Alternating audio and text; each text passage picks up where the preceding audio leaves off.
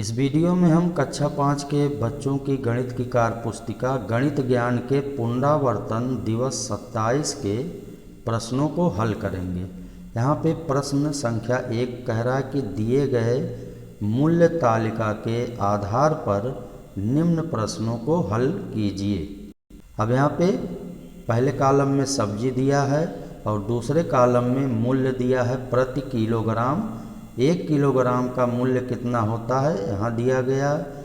फिर अगले कॉलम में सब्जी दिया गया है और मूल्य प्रति किलोग्राम दिया गया। जैसे आलू है, आलू का प्रति किलोग्राम मूल्य 14 रुपया है। प्याज का प्रति किलोग्राम मूल्य 20 रुपया है। खीरा का प्रति किलोग्राम मूल्य 12 रुपया है। टमाटर का प्रति किलोग्राम मूल्य 8 रुपया है। गाजर का प्रति किलोग्राम मूल्य 16 रुपया है। मूली का प्रति किलोग्राम मूल्य 10 रुपया है। अब आगे यहाँ प्रश्न कर रहा है ए कि आधा किलो आलू की कीमत क्या होगी। अब यहाँ पे हम देख रहे हैं कि 1 किलोग्राम आलू का मूल्य 14 रुपया है, तो आधा किलो का मूल्य हमको बताना है कितना होगा। तो अगर 1 किलो का मूल्य 14 रुपया है तो 2 से भाग दे देंगे, आधा किलो का आ जाएगा तो ये हो जाएगा 2 सत्ते 14, 7 रुपया हो जाएगा आधा किलो का मूल्य। यहाँ हम भरेंगे रुपया 7। फिर इसके बाद बी कह रहा है कि पाव किलो गाजर की कीमत क्या होगी। अब यहाँ पे 1 किलोग्राम गाजर का मूल्य 16 रुपया है। 1 किलो में कुल 1 केजी बराबर कुल 4 पाव होते हैं 1 किलोग्राम में। अब चूँकि 1 किलोग्राम गाजर का मूल्य 16 रुपया है तो हमें बताना है कि पाव किलो का मूल्य कितना होगा। अब हम 16 में 4 से भाग कर देंगे तो 1 पाव का मूल्य आ जाएगा, ये हो जाएगा 4 चौक 16, तो आ जाएगा 4 रुपया। यहाँ हम भरेंगे रुपया 4। अब इसके बाद प्रश्न सी कह रहा है कि पौने किलो टमाटर की कीमत क्या होगी। अब टमाटर चूँकि 1 किलोग्राम का मूल्य 8 रुपया है तो हमें बताना है पौने किलो टमाटर का मूल्य कितना होगा। अब पौने किलो ये बराबर होता है आधा और 1 पाव को जब हम जोड़ लेते हैं तो ये हो जाता है पौने किलो। अब 1 किलो टमाटर का मूल्य 8 रुपया है तो आधा किलो का हो जाएगा 4 रुपया। फिर उसके बाद पाव का हो जाएगा तो आधा किलो में 2 पाव होगा तो इसका हो जाएगा 2 रुपया, दोनों को जोड़ देंगे आ जाएगा 6 रुपया। तो पौन किलो टमाटर का जो मूल्य होगा ये हो जाएगा 6 रुपया, यहाँ 6 रुपया भरेंगे। फिर प्रश्न डी कह रहा है किसका मूल्य ज़्यादा होगा, 3/4 किलोग्राम मूली का या 1/4 किलोग्राम प्याज का। अब हम 3/4 किलोग्राम मूली का दाम निकालेंगे। अब मूली का दाम जो है 10 रुपया प्रति किलोग्राम है तो 10 का 3/4 हो जाएगा।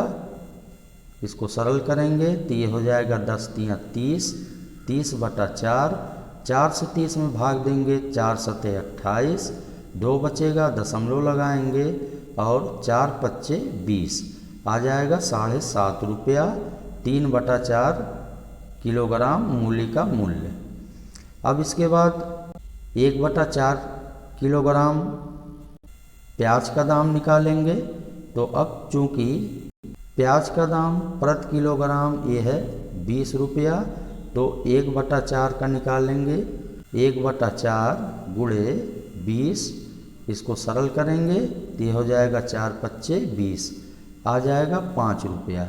मूली का जो मूल्य है वो 7.5 रुपया है और प्याज का जो मूल्य है वो 5 रुपया है। तो मूली का मूल्य जो है ये ज़्यादा है तो यहाँ आगे हम लिखेंगे 3/4 किलोग्राम मूली का मूल्य ये ज़्यादा होगा। फिर इसके बाद प्रश्न 2 कह रहा है कि दिए गए चित्र के छायांकित भाग को निम्न में से किस भिन्न द्वारा दर्शाएंगे। अब यहाँ पे ये चित्र दिया गया है।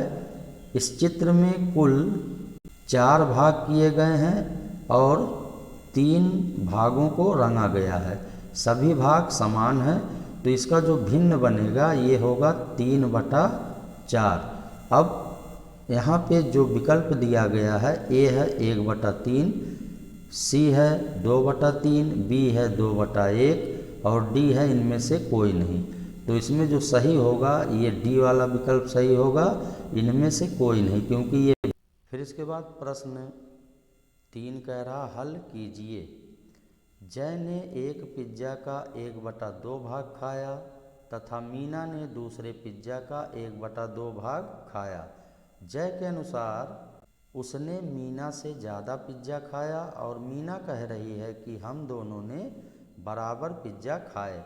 अगर जय सच बोल रहा है तो इस स्थिति को चित्र के माध्यम से दर्शाइए।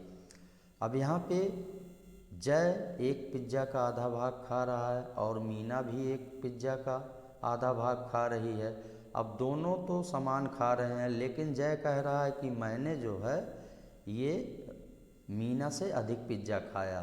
तो ऐसा तब होगा जब जय का पिज्ज़ा मीना के पिज्ज़े से बड़ा होगा, तभी जो है जय मीना से अधिक खाएगा। इसलिए जय के पिज्ज़ा को हम बड़ा दिखाएंगे और मीना के पिज्ज़े को हम छोटा दिखाएंगे।